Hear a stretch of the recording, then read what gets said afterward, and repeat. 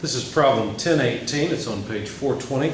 A worm gear set has a single thread worm with a pitch diameter of 1 1/4 inch, diametral pitch of 10, and normal pressure angle of 14.5 degrees.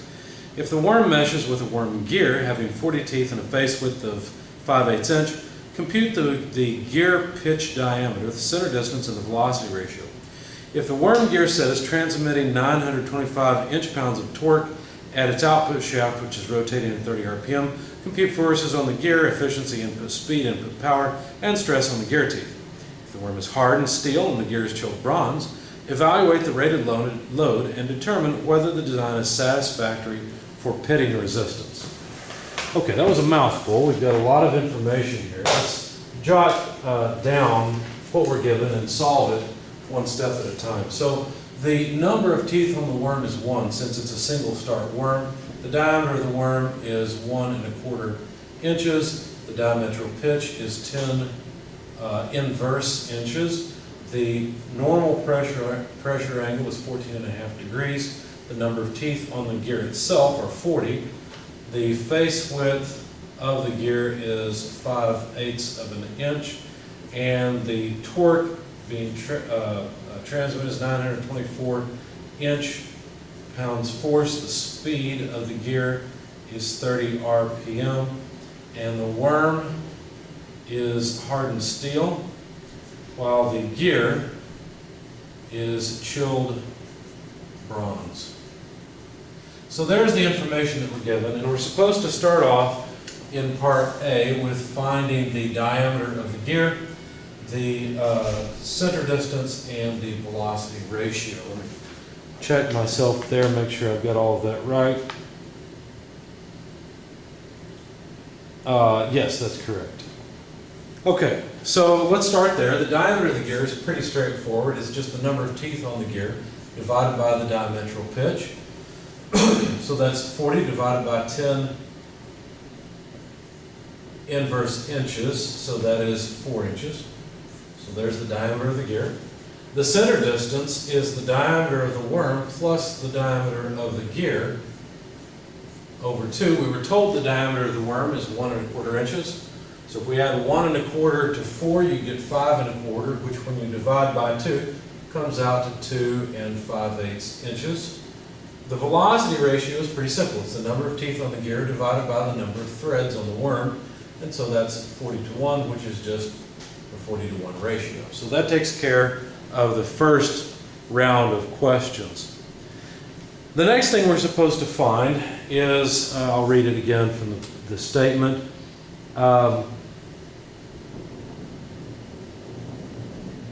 We're supposed to compute forces in the gear, efficiency, input speed, input power, and stresses on the gear teeth. Notice that the speed that was given was the speed of the gear. The worm is going to be moving a lot faster. In fact, the velocity ratio would help you realize that the angular speed of the worm is going to be equal to the velocity ratio times the angular speed of the gear. And so that is going to be 40 multiplied by 30 RPM. And of course, that's 1200 RPM. So that's the speed of the worm. Now, the other things that we're asked for, we have to come up with the loads first. Once we come up with the loads, then we'll be able to talk about how much power goes in, what the efficiency is, and so forth. But let's start off with the loads. The tangential load on the gear is going to be 2 times the torque out divided by the diameter of the gear. Now, you have to be really careful here. Remember that a worm gear set is not terribly efficient. So it's common to specify the output torque because that's the requirement. That's what the set needs to drive. But you've got to realize there's going to be significant loss of power from the input shaft to the output shaft. Of course, as we go along, we're going to calculate that. But that's why this TO is the output torque, because that's really, if you think about it, if you think about the gear that's being driven by the worm, basically the worm is applying force, which causes a moment arm and therefore a torque, the output torque, on the gear. And so we're really dealing with the output side, but trying to get at the tangential load on the gear. Okay? Now, once you get back to the worm not only applies this force, but there's significant axial force from the gear as well onto the worm, and that's a lot of sliding friction. That's where a lot of the loss goes. So anyway, it's pretty easy to see where this equation comes from then. It's basically just geometry. So we know the output torque is 924 inch-pounds force, and the diameter of the gear is 4 inches. And so plug all that in, and you find that there's a 462 pound force tangential load on the teeth of the gear. Now the axial load on the gear is really important, because remember, that's the load that in large part determines how much energy is lost, because it's sliding, it's causing sliding between the gear and the worm. Anyway, it's calculated based on the tangential load on the gear, and this looks like a mess. You need the normal pressure angle, you need the lead angle lambda, you need the friction coefficient, and the lead angle again, then you have to divide all of that by another function of the normal pressure angle, the lead angle, and again, the lead angle, but this time we're switching out the signs for cosines in the lead angle part. Now, where does this come from? Well, it's probably worth it to find in your book. If you haven't opened your book yet to solve this problem, I would suggest you do so now. And in a moment, I'll find the equations that we're looking for. All of this is in chapter 10, and here we are, worm gear sets. Go to page 409 and look at equation 1030, and you'll notice I made a slight mistake here, because I've tried to add in the denominator rather than subtract. So I should have subtracted down here. I've got a small problem. I may have messed up my solution as well, but I'll double check that as we go along. Okay, so the only thing is, notice we don't have the lead angle. They didn't tell us the lead angle. Now, how do we figure out the lead angle? Well, if you think about the worm has threads on it. Those threads are at an angle, and that is literally the lead angle lambda with respect to the worm. Now, what's interesting about this is basically, if you were to take one of these threads that wrap all the way around 360 degrees, and you were to unwrap it, then what you would see here would just be the perimeter, right? That would be the circular distance around beneath the thread. And this distance would be the actual length of the thread, whereas this distance would be the lead, L. Now the perimeter is related to the diameter, just you multiply by pi, right? That's how you get the perimeter of a circle. You multiply pi times the diameter of the circle. So really the lead angle lambda can be computed if you know the lead and the perimeter. Okay, so let's see how we can get at this. Now the lead, let's see, let me get rid of this stuff up here since we're done with it. Well, let's start off. There's an equation that will relate the lead angle to the lead and the perimeter. And basically that's just this triangle here, right? We take the tangent of lambda, and that's L over pi dw. So that's just geometry. But how about the lead? Well, it turns out the lead is equal to the number of threads on the worm multiplied by the pitch in the x direction. Now this is not really a big surprise, because all it really says is if you have a multi-start worm, then every other thread is going to be a continuous other thread. Does that make sense? So basically, if I start following this thread along, I'll end up on this other red thread and so on. Okay, so the amount of lead, the distance that the thing would move if I turn one rotation, is actually 2 times the pitch, where the pitch is just the distance between adjacent threads. Okay, so that's p sub x. The lead, however, if this is a 2-start worm, the lead is going to be the distance between the same thread. Okay, so this is the lead. Now in our case, we have a single start worm, so basically what that means is that the lead is equal to the axial pitch. Now the axial pitch on the worm, let's see, let me go to my slides, here we go. The actual pitch on the worm, what we'll have to do is go back to chapter 8 in order to find an equation. Now if you stop and think about this, you'll realize that the pitch on the worm has to somehow be related to the gear, because the threads of the worm have to mesh. If these are the threads of the worm, they have to mesh with the threads on the gear. If this is the gear that's going to rotate this way, the worm's going to rotate like this to drive the gear. Then if you think about it, the distance, the spacing between the teeth on the worm gear must match the spacing between the threads on the worm. So that's really the geometry requirement that we're going for, and you probably realize that the diametral pitch is really what relates or helps you determine the pitch on the worm. So the diametral pitch on the gear has to somehow match the pitch on the worm. In fact, that's known as a mesh requirement, essentially, and we'll write it this way.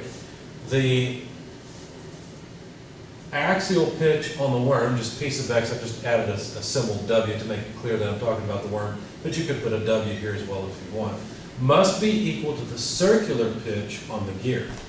Okay, now remember on the gear, if we were to draw part of a gear, let's draw it over here, the worm gear, its circular pitch, in other words, the distance from here, let's say on one side of the tooth, to a similar side on the next tooth, that distance, that is the circular pitch on the gear. And it makes sense that that would have to match the axial pitch on the worm. Otherwise, the teeth wouldn't fit together. Okay? Now, if you go back to chapter 8, what you'll find is this equation. And we've already used this equation, so I'm not going to show you where it's at. But we've already used the idea that the diametral pitch multiplied by the circular pitch, normally we just call it P. In this context, I'm just renaming it P sub CG. It's still just this thing. That product is pi. And so basically what that means, if we take these two things together, what that means is that the axial pitch on the worm, which is the circular pitch on the gear, must be equal to pi divided by the diametral pitch. Okay, so that is pi divided by 10 inverse inches. When you plug that into your calculator, basically the circular pitch, the axial pitch of the worm, and therefore the lead, is equal to 0.3142 inches. Okay, so that's just pi over 10. Now it was running out of space, so I just moved it back over here. Now why did we need that? Well, we needed it for this calculation so we could come up with the lead angle, so we can finally plug it in down here. So the lead is 0.3142. Now we could write it the way we calculated it, right? We've calculated it as pi over diametral pitch. And so you'll notice that the pi's cancel. And basically what we'll have here in this particular case is 1 over the diametral pitch multiplied by the diameter of the worm. Okay, so that comes out to a number. I don't have that number in front of me because I took the inverse tangent of this. So basically, I took the inverse tangent. Let's just do it this way. So lambda comes out as 4.5739 degrees or so. Okay, and that's rounded off, obviously. But just take the inverse tangent of the diametral pitch over the diameter of the worm, where the diametral pitch is 10 inverse inches. The diameter of the worm is 1 1/4 inches. You see that the inches cancel, and so that's inverse tangent of 1 over 12.5, basically. That comes out to 4.5 or 4.6 or so degrees. So now we can actually plug in to this equation and find out the axial load on the gear. Well, almost. Notice we have phi sub n lambda, right? In other words, we have the normal pressure angle and we have the lead angle. However, we don't have the friction coefficient yet. So how can we get the friction coefficient? Well, the friction coefficient depends essentially on how much sliding is occurring, right? It depends on the lead angle and all of that. So what we're going to do is use an equation in chapter 10 that's only for these gears to come up with the friction coefficient. So if you go to page 410, you will see a figure, it's figure 1025, that gives you the coefficient of friction mu on the y-axis as a function of the sliding velocity on the x-axis. Now, you'll notice we need the sliding velocity, and to get the sliding velocity, we'll need the tangential velocity. Now, that's a lot, basically, but let's go through and get it. So let's start off with the tangential velocity on the gear itself. So how quickly is the gear rotating is really what we're trying to determine. So now we're talking about the gear. So basically, if I were to look at the tangential velocity on the gear based on how quickly it's rotating, that would be equal to pi times the diameter of the gear times the speed of the gear divided by 12. These are just conversion factors, so that if I plug in the diameter of the gear in inches and I plug in the speed in RPM, then these conversion factors will ensure that I get a tangential velocity in feet per minute. So I've got the tangential velocity, and the reason I got that is so that I can calculate the sliding velocity, because it's the slide. Now, what is the sliding velocity? Well, once again, if my right hand is the worm and my left hand is the worm gear that's going to rotate, as the worm rotates, it drives the gear forward, okay, against the load. Now, the tangential velocity of the worm gear is just the speed at the pitch of the tooth, okay? That's the linear speed at the pitch. The sliding velocity is looking at the velocity in this direction or this direction, okay, coming at you or away from you, of the worm itself, okay? Because as the worm rotates, there's a certain sliding velocity against the teeth. That's what we're interested in. And you can just figure that out from geometry, although I'll find the equation for you. I know it's here in the text. Let's see. Here we go. If you're on go to page 408, look at equation 1024, and you'll see that the sliding velocity, V sub s, is the tangential velocity of the gear divided by the sine of the lead angle. It shouldn't be a surprise that it involves the lead angle, because that basically is the angle on the worm. So you can see how there would be a relationship. If you've got a triangle where basically you've got a speed in this direction, that's like your sliding speed, and you've got a speed, let's see, in this direction, which is like your tangential speed, you can see that they would just be related. Now, I didn't do this quite right because actually the sliding would be along this side. But you can see if your lead angles here why the sine relationship would be important.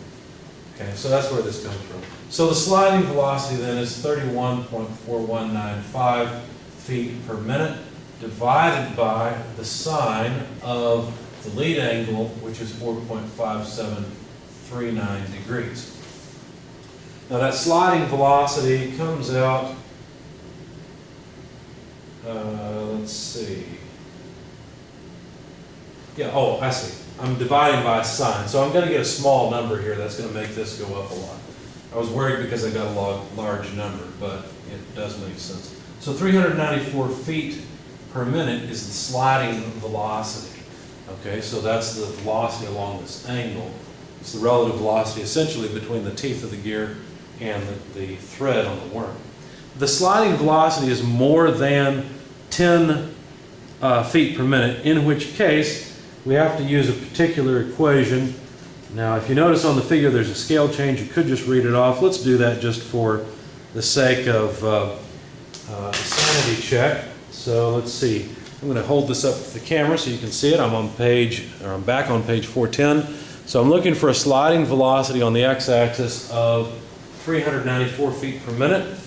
And the lower scale is meters per second. The upper scale is feet per minute. It's about 400, almost 400. So I expect to get something just under, let's see, it looks like 0.002 per division.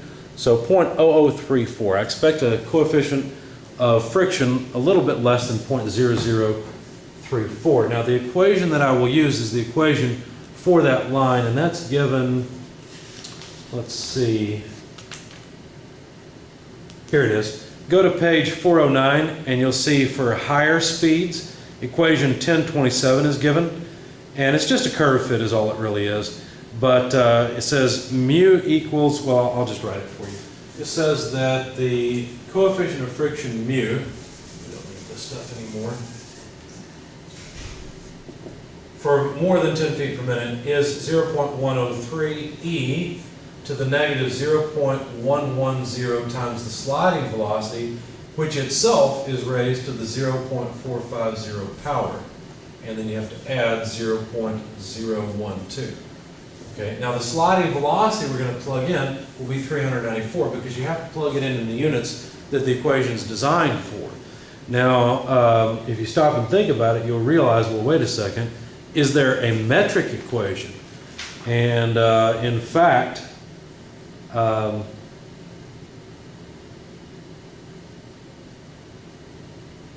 looks like there's not. For the static condition, they've got let's see, let me think. Yeah, it would be different. So basically these equations, unfortunately, are only for the feet per minute sliding velocities. Okay, so let's find out what we get. If we plug in all the numbers, you'll find that you get about 0.0324. But I would suggest highly that you try this calculation if you're watching this video. So basically, if you have a sliding velocity in meters per second, you'll have to convert it to feet per second so that you can use this equation, or go to the figure and read it off there. And that would work as well. Now, we expected to find 0.034 or so. This is close enough, so I believe that I've got this right. Now, finally, we've got everything we need for the equation that I unfortunately have erased. But I can write it down and plug in the numbers to solve this. So we have the axial load on the gear is equal to the tangential load on the gear. We already figured out that was 462 pounds force, multiplied by a big mess, basically. We need the cosine of the normal pressure angle, which is 14.5 degrees in both cases. On the top, we have to multiply by sine of the lead angle, which is 4.5739. On the bottom, we multiply by the cosine of the lead angle. And then on the top, you have to add the friction coefficient, 0.0324, which we just found, multiplied by the cosine of the lead angle. You can see how putting all of this into Excel would be very beneficial. On the bottom, we have to subtract off the friction coefficient times the sine of the lead angle. Okay, so there's everything finally that goes into the equation, so that you find that the axial load on the gear is 46.62 pounds force. That was a lot of work, but there it is. Let's start making some notes about our results. We know that the tangential load on the gear is 462 pounds force. We know that the axial force on the gear is 46.62 pounds force. And now let's see if we can find the radial load. That should be next. Okay, to get the radial load on the gear, go back to page 409 and look at equation 1031. Equation 1031, I'm not going to copy it. I will mention the names as I go of the various parameters, but I'm just going to plug in the numbers in the interest of time. The radial load on the gear, please refer to equation 1031, is the tangential load on the gear, which we know is 462 pounds force, multiplied by the sine of the normal pressure angle, which is 14.5 degrees, divided by the cosine of the normal pressure angle, which is 14.5 degrees. Also, you need to then multiply by the cosine of the lead angle, which is 4.5739 degrees, and subtract off the friction coefficient, which we found is 0.0324, multiplied by the sine of the lead angle, 4.5739 degrees. Okay? So if you plug all of that into your calculator, you find, and I'll just write it over here, that the radial load on the gear is 120.2 pounds force. So there are all of the loads on the gear. You need to understand that the gear has a tangential load like this. There is a radial load like this and an axial load coming out of the board or into the board that is 46.62 pounds. Okay? All right. Now, the next thing we want to do is find the efficiency of this gear set. So let's do that. Now, there's another equation for efficiency. Go to page, page 410. There are two equations here for the efficiency. One is equation 35, and the other is 36. Now, 35 is fine because it really is, I'll just write it, it is really the power output divided by power input. But another way of calculating it based on geometry is as the cosine of the normal pressure angle minus the friction coefficient times the tangent of the lead angle divided by the cosine of the normal angle plus friction coefficient over the tangent of the lead angle. Okay? Now, fortunately, all these are derived for us. We don't have to worry about exactly where they come from. We just need to use them. But they're all geometric relationships. So this is the cosine of 14.5 degrees less 0.0324 times the tangent of the lead angle, 4.5739 degrees divided by cosine of normal pressure angle plus friction coefficient over tangent 4.5739 degrees. Okay? So eventually this efficiency comes out to 0.703. And you can, and that's 70.3%. You can also go to your book on page 411, and there is an efficiency chart. However, notice it is for a normal pressure angle of 20 degrees. So the efficiency equation in 1036 is actually more general than this chart. But we can still check and make sure we've got a reasonable result from this chart. Because we're not that far off from a normal pressure angle of 20 degrees. We're at 14.5. So the x-axis is the lead angle, which is about 4.5 degrees, so it's about 5. And the friction coefficient is about 0.03. So if I look at this, I'm basically end up on the curves between the upper two curves. So about 5 degrees. Looks like I should get something around 70%. I got about 65% reading off that way. It's not a surprise that I get 70% since I have a different lead angle. So the efficiency is about 70.3%. Okay? So there's the result for the efficiency. And so now we can calculate a few other things. Let's just continue in order of the book. We can calculate the friction force. Now the friction force acts parallel to the face of the worm gear threads and the gear teeth. It depends on the tangential force on the gear, coefficient of friction, and geometry of the teeth according to your author. We're just going to calculate it quickly. The equation I'm using is 1032. So the friction load is the friction coefficient multiplied by the tangential load on the gear divided by the cosine of the lead angle, which is multiplied by the cosine of the normal pressure angle, less mu times sine of the lead angle. Okay, so let's plug numbers into this and see what we get. Looks like I may have used an old friction coefficient and I probably have the wrong result. So I will have to plug this in on my calculator. Let's see. I guess I've neglected to update my solution thoroughly. So this is 0.0325, and the tangential load is 462 pounds force. The cosine, I'm just going to abbreviate C for cosine, of 4.57 so on degrees. Cosine of 14.5 degrees minus 0.0325 times sine. I apologize if this is off of the video, but times the sine of 4.57 so on degrees. So I'm going to plug all of this into my calculator and see what happens. All right, start with the denominator, sine of 4.5739 multiplied by the coefficient of friction, 0.0325. Let's see, times -1.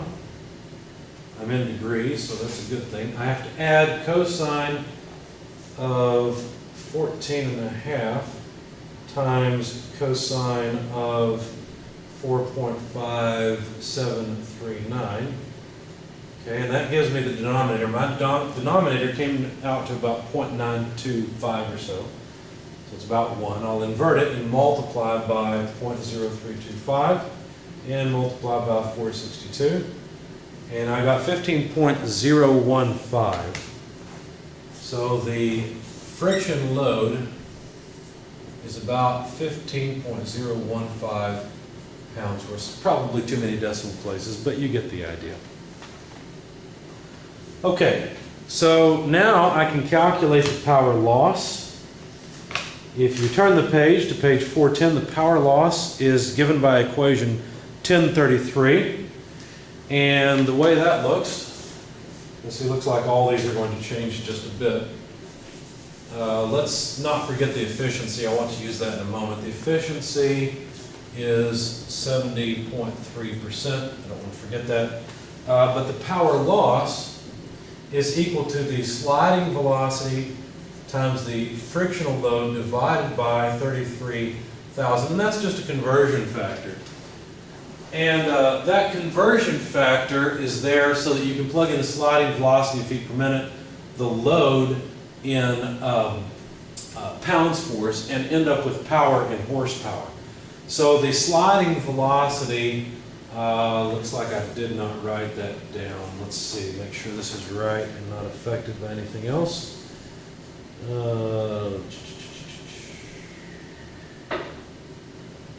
There it is, 394 feet per minute. That sounds familiar. So the sliding velocity was 394 feet per minute. So let's plug that in, 394. And I think I said inches per second, but it's feet per minute that we need there for the sliding velocity. The frictional load is 15.015 pounds force divided by 33,000 will give me a resultant horsepower. Like I said in my notes, in my solution, this is off a bit. So let me recalculate. 394. There we go. So this is a power loss of 0.1793 or so horsepower. Okay, so there's the power loss. And let's see. Make sure I'm on the right page. Yeah.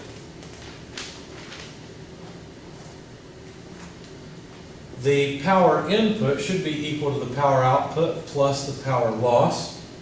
And the power output would be equal to the torque on the gear multiplied by the speed of the gear divided by 63,000 or 63,025 if you want it to be a little bit more accurate. Now the torque output we know is 924 inch-pounds.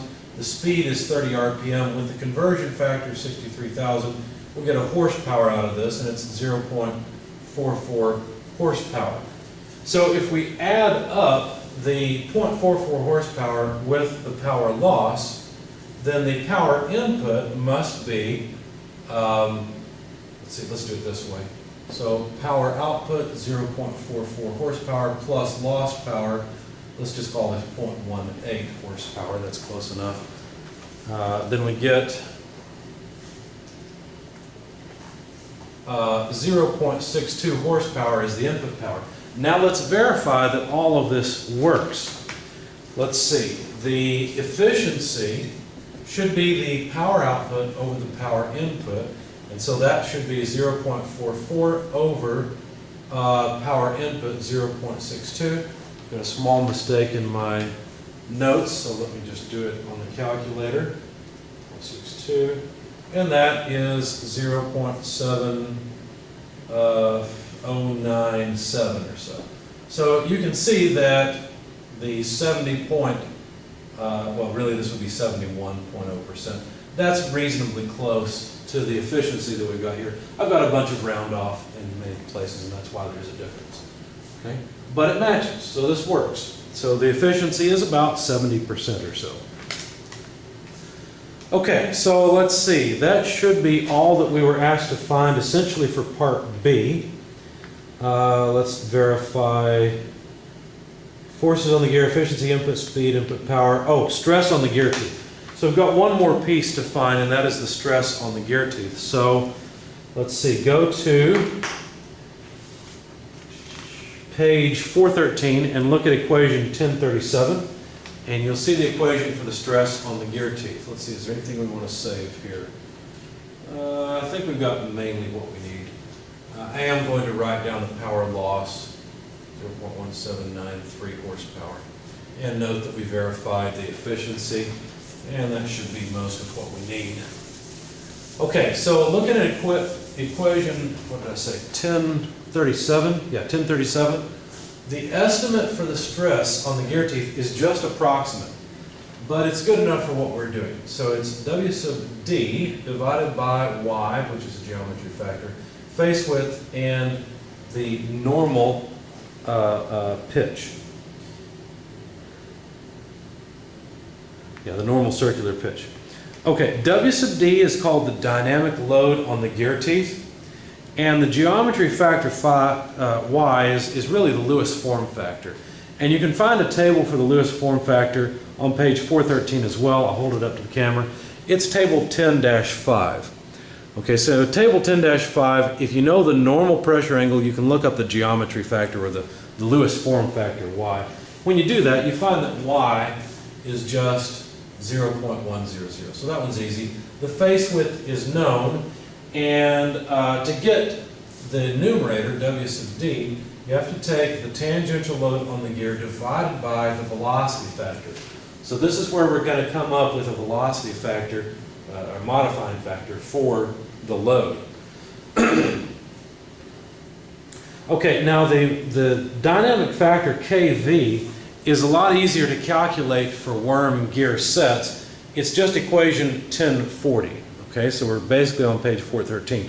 And the way it goes is you calculate the velocity factor KV as 1200 divided by 1200 plus the tangential velocity of the gear.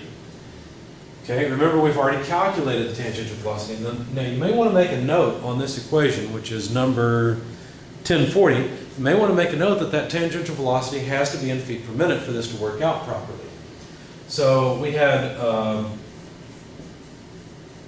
a tangential velocity in feet per minute of 31.4195, and that comes out to a velocity factor of 0.974. So now the W sub D, the dynamic load, is 462 pounds force divided by 0.974, just a slight increase. So we're going to estimate it as 474 pounds force. So now we've got W sub D. Now we need the normal pitch, or the circular pitch, I'm sorry. And so the circular pitch, that, remember, is the pitch along the, draw part of the worm gear. There's a pitch line, and the distance between similar points on two gear teeth along the circle, that arc length, is called the circular pitch. And so the circular pitch would be equal to pi times the cosine of the lead angle divided by the diametral pitch. That's one of the easiest ways to come up with it. And I think they may have repeated the equation. No, it looks like they don't. You'd have to go back to chapter 8 to find that, but I'm not going to mess with that right now. We've already talked about the circular pitch, so this should be pretty straightforward to figure out. So anyway, you know that this angle is 4.5739. You know that the diametral pitch is 10 inverse inches, and so you can find that the circular pitch is 0.3132 inches. And for some reason that sounds familiar. I'm thinking we already had this number. We may not have, but I thought we had. Anyway, now we can get the estimate for the stress. And notice this is the estimate for stress on the gear. We're not going to bother with the stress on the worm thread. The reason is because the gear is intentionally made out of a softer material so that it's what fails first. That way we can perform these calculations and predict how long the set will last. So 474 pounds force divided by 0.1 basically. Face width is 0.625 inches, and then the pitch 0.3132 inches. We'll have pounds force per square inch. This comes out to about 24,215 psi. Okay, so let me add that in over here. The estimate for stress on the gear teeth is 24,215 psi. Now understand that this is a little bit high, even for a phosphor bronze gear tooth. There's a paragraph before section 1013 I'd like to refer you to. And I'll just let you read that on your own. But anyway, I wanted to point it out and make sure I gave you a page number. And make sure it's still in this version of the book. He may have removed it. I don't see the paragraph I'm looking for. You may want to at least glance through this section on worm gears to read all the little caveats. Now notice that this estimate for stress is at the root of the tooth. But what about the wear on the surface of the tooth, or the contact stress essentially? Well, the wear rating, and it's really not the contact stress that's so important. That's not really what we're really worried about. We're worried about how much wearing there's going to be on the surface of these bronze teeth. And so that's what we're going to take into account next. Now the wear rating, let's see, W sub TR, looking for the equations, here we go. Look at page 413, equation 1042. The wear rating equation looks a little bit complicated, but it's really not too terribly bad. So I'll leave up, well no, I'll go ahead and erase this because we finished it. The rated tangential load that we need is CS, which is a size factor diameter here to the 0.8 power, FE, which I don't remember what that is, it's not iron, but we'll figure it out in a minute, CM and CV. Now FE, effective face width, that's right. And you'll note underneath equation 1042 on page 413, it says the effective face width FE in inches, use the actual face width of the worm gear up to a maximum of 67% of the diameter of the worm. Now the reason for this has to do with the fact that there's a size mismatch between the worm and the worm gear width. So if we figure out 67% of the worm diameter, that's 67% of 1 1/4 inches, which is 0.8375 inches. Since the face width is 0.625 inches, it is less than that, so it's up to that much. We're allowed to use FE equals the face width equals 0.625 inches. So that takes care of FE. Okay? Now what about the size factor? Let's back up and try that one. All right, the size factor. Conditions on the use of equation 1042. I'm on page 413 again. Sand cast bronzes is the first option that we get into. Now, if we read the description of this particular set, we were told that it's going to use, I think, chilled bronze. Let's see, this is question 18. Yes, it uses chilled bronze. So sand cast bronzes is not what we're looking for. If you go to the next page, you'll see that static chill cast or forged bronzes use equation 1044. Now it says for a diameter of a gear greater than 8 inches, you actually have to use the equation 1044. But if the diameter of the gear is less than 8 inches, then the size factor is simply 1,000. In our case, the diameter of the gear is only 4 inches, and so we can simply use a size factor of 1,000.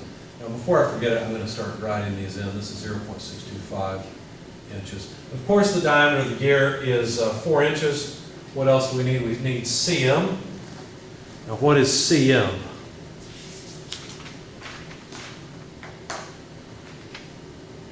Where does it? Here we go.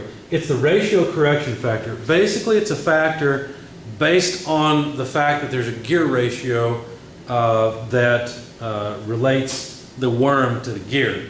So for gear ratios from 6 to 20, we use equation 1046. I'm on page 415. For gear ratios from 20 to 76, use equation 1047.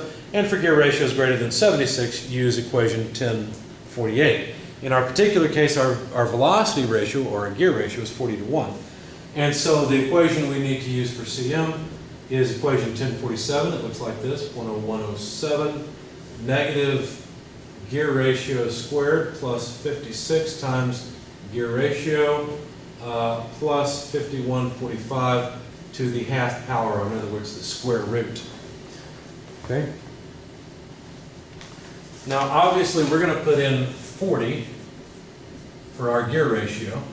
And so when you plug all of that into your calculator, you find the mesh, or the gear ratio correction factor is 0.8138. Okay? We have one more factor to go, and that is CV. CV is described as being the velocity factor. And your author notes that's from figure 1029. You'll notice also that the ratio correction factor, CM, has a figure 1028, so you can read it off there as well, what we just calculated. But the velocity factor, CV, is based on the sliding velocity, and we can read it off the chart. We know the sliding velocity was 394 feet per minute. So if we look at about 400 feet per minute, looks like we should get a factor of about 0.42 or so. So now let's actually calculate it. And you'll notice that there's three different equations depending on the range of the sliding velocity. We're in the range from 0 to 700, which is equation 1049. So our sliding, or our velocity factor, basically should be based on equation 1049. It looks like this. Let's see, we're taking care of that. CV should be 0.659 multiplied by e to the negative 0.001, 0011 sliding velocity. And again, notice that the sliding velocity here has to be in feet per minute, not meters per second. Okay, so we've got 394 for our sliding velocity, so we know that. Plug it in your calculator, you'll find that the velocity factor is 0.4272, and I predicted about 0.42. So this is reasonable. This is not really a surprise. Okay.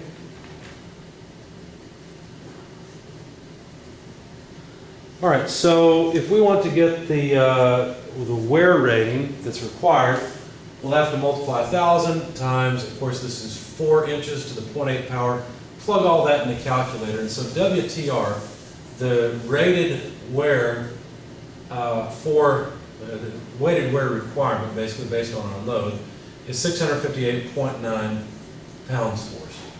Okay? So that's the result we get. Notice that, again, these are all English units, so we end up with a load in English units. Okay, so what, let's see, make sure I didn't skip anything here.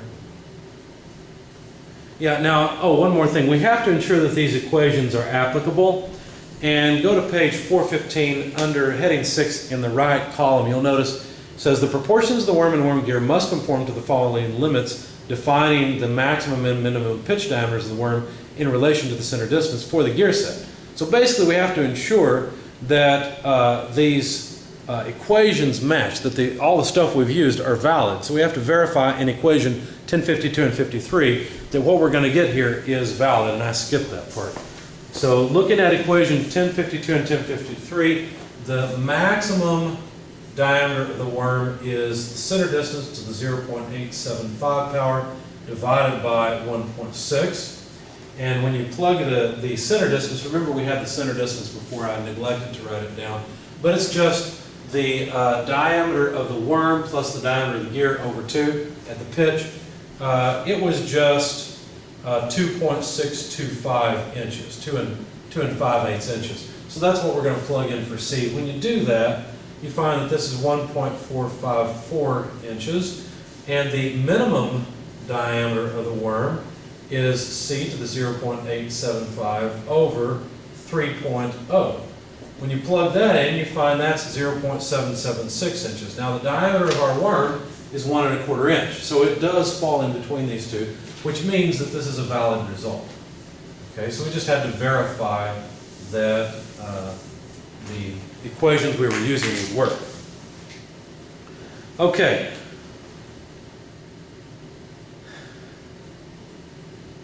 Now, here's the condition. The actual load on the gear was 462 pounds-force. Since that is less than the rated tangential load, that means that this should be okay. Basically what we've done is we have included the effects of the fact that this is chilled bronze. And so this is basically an estimate of what the gear teeth could take. This is what they're exposed to, so it should work. And note that we're assuming smooth operation. And that's in part 9. Let me read that to you. Ratings given in this section are valid only for smooth systems such as fans or centrifugal pumps driven by an electric or hydraulic motor operating under 10 hours per day. More severe conditions such as shock loading, internal combustion engine drives, or longer hours of operation require the application of a service factor. Reference 14 lists several factors based on field experience with specific types of equipment. For problems in this book, factors from Table 9-7 can be used. Now, one thing to note, let's see, let me find it quickly. The stress estimate that we had, let's see, where did it go? Right here. This 24,215 is just barely above 24,000. Now, why does that matter? Let me find it. Let's see.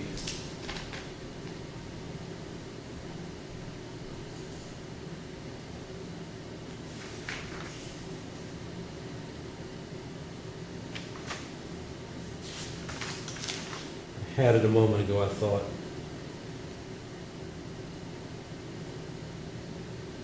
Oh, here we go. Yeah, here it is. Page 413. And this is why I suggest you read this section, because some of this is really buried. At the bottom of section 1011, on the left-hand column, over here, it says, the computed value of tooth bending stress from equation 1037 can be compared with the fatigue strength of the material of the gear. For manganese gear bronze, use a fatigue strength of 17,000 psi. For phosphor gear bronze, which we have, use 24,000 psi. So notice that we're right on that borderline. Okay, we're just barely over 24,000, so this is marginally acceptable. If we expect any shock loading, or if this is going to be driven by an internal combustion engine, this probably wouldn't last. You guys remember the commercial mowing machine I told you about and the gear set I had to replace because the worm gear was just eaten up. It was probably designed by this. And they just assumed that the internal combustion engine that was driving the worm, since it was driven through a belt, don't worry about the shock loading. But in reality, the belt transferred enough shock, or there was enough shock at the drive wheels, so that that gear failed.